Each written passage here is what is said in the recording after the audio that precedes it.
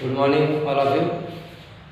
Maths class के स्वागत। आज हम 10वीं कक्षा के मैथ्स क्लास अभ्यास 1.1 के 2 नंबर क्वेश्चन को हल करने जा रहे हैं। यूक्लिड के विभाजन पद्धति से बताइए कि कोई भी धनात्मक विषम संख्या 6q + 1 या 6q + 3 या 6q + 5 के रूप में होगी, जहाँ q एक पूर्णांक है। आइए हम हल करते हैं। सबसे पहले हमें जानना होगा कि यूक्लिड विभाजन पद्धति क्या कहता है। यूक्लिड विभाजन पद्धति दो पूर्ण संख्या यदि एक संख्या को दूसरे संख्या से भाग देते हैं तो उसका भागफल और भागशेष रह जाता है। जैसा कि यूक्लिड विभाजन पद्धति का समीकरण है BQ + R। यहाँ पे B का मान R से बड़ा होगा और R का मान भी 0 से बड़ा या समान। जैसा कि B को अगर A से भाग देते हैं तो उसका भागफल Q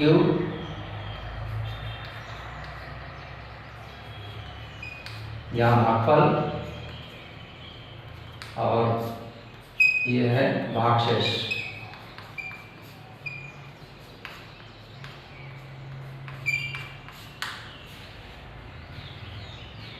तो जैसा A और B दो पूर्ण संख्या है, A और B दो पूर्ण संख्या है, जिसे B को भाग देने पर भागफल Q और भागशेष R।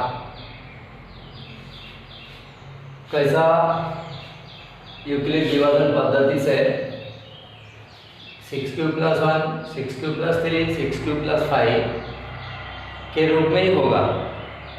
कैसा देखिए, जैसा कि हमें मालूम है धनात्मक विषम संख्या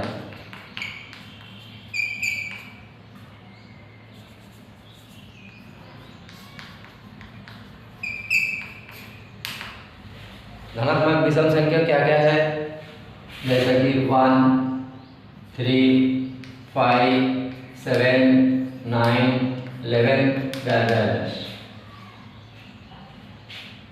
अभी ये 1, 3, 5, 7, 9, 11 सो ये सभी विषम संख्या है। तो इस विषम संख्या को हम कैसा लिखा जा सकता, जैसा कि 1 = 6 × 0 + 1, 6 × 0 0 + 1 के बराबर है, विषम संख्या है। जैसा 3 को भी लिखा जा सकता 6 × 0 + 3। जैसा 5 को भी लिखा जा सकता 6 × 0 + 5। यहाँ पे सभी R का वैल्यू 1, 3, 5। इसी प्रकार 7 6 × 0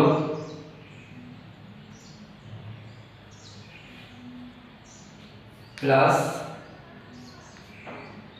6 × 1, 6 × 1 6 + 1 7, R का वैल्यू 1। 9 6 × 1 + 3, R का वैल्यू 3। 11 6 × 1 + 5, यहाँ पे R का वैल्यू 5।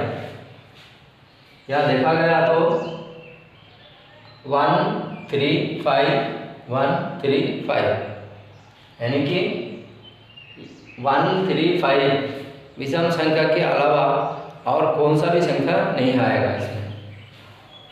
तो इसे अगर हम यूक्लिड विभाजन पद्धति को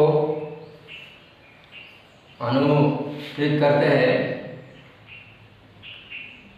तो उसमें लिखा जा सकता है, जैसा समीकरण क्या है, ये equal to B Q plus R, यह है समीकरण।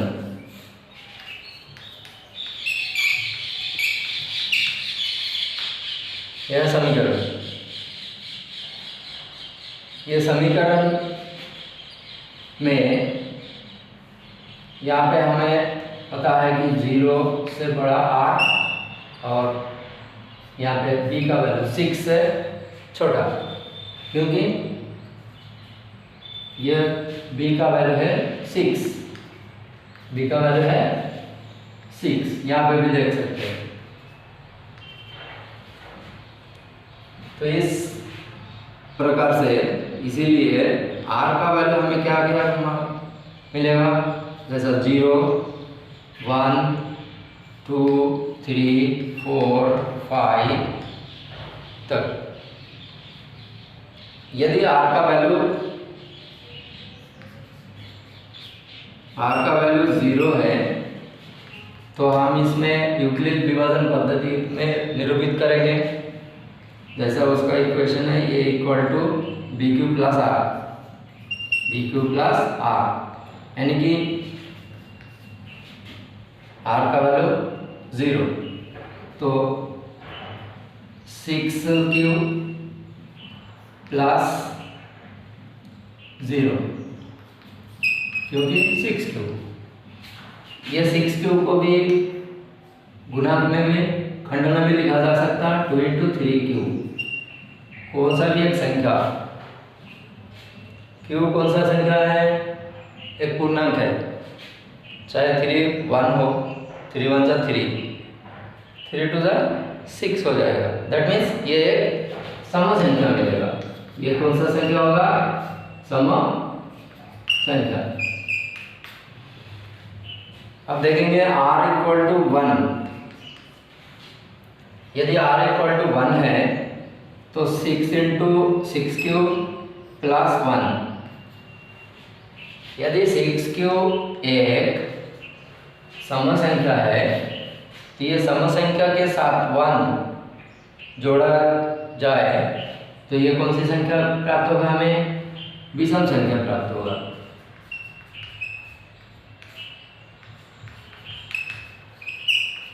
यह विषम संख्या होगा।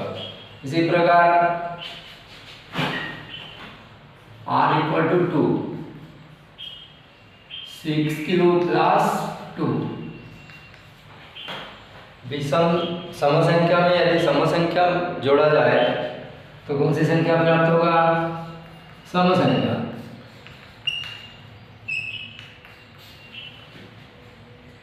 या फिर r = 3, 6³ प्लस 3, यदि देखा जाए सम संख्या 6³ एक सम संख्या था, सम संख्या के 3 विषम संख्या अगर जोड़ा जाए तो क्या होगा, विषम संख्या होगा।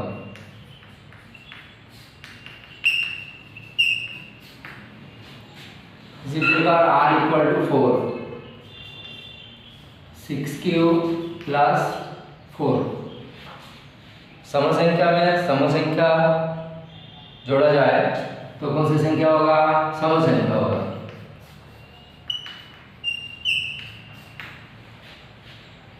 और r = 5,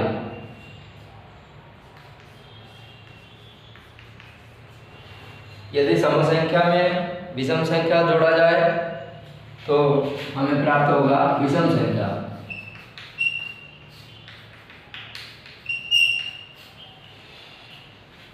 तो यहाँ पर देखा गया 6³ एक सम संख्या था, 6³ प्लस 1 एक विषम संख्या है, 6³ प्लस 3 एक विषम संख्या है, 6³ प्लस 5 एक विषम संख्या है। तो यहाँ पर 6³ प्लस 2, 6 क्यूब प्लस 4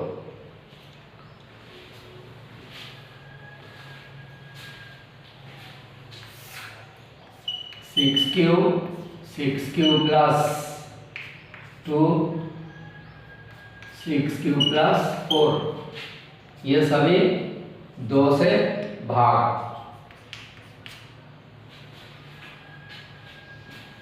2 से भाग देने पर ये सभी को 2 से भाग देने पर कौन कौन सा 6 क्यूब प्लस 2 6 क्यूब प्लस 4 ये तीनों को 2 से भाग देने पर भागशेष 0 यानी कि पूर्ण रूप से भाग जाता है।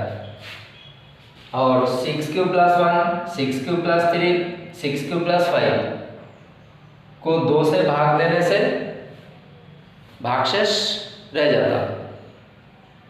इसीलिए हम कह सकते हैं कि यूक्लिड के विभाजन पद्धति से कोई भी धनात्मक विषम संख्या 6 cube plus 1 6 cube plus 3 6 cube plus 5 के रूप में होगी, यानी कि 6 cube plus 1 6 cube plus 3 6 cube plus 5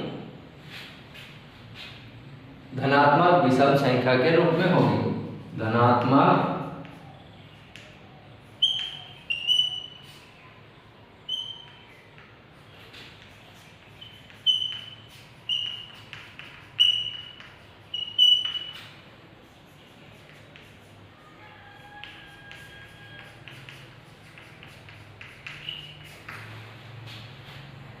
आशा करता हूँ कि समझ में आया होगा। Thank you. अगले क्लास में फिर मिलेंगे।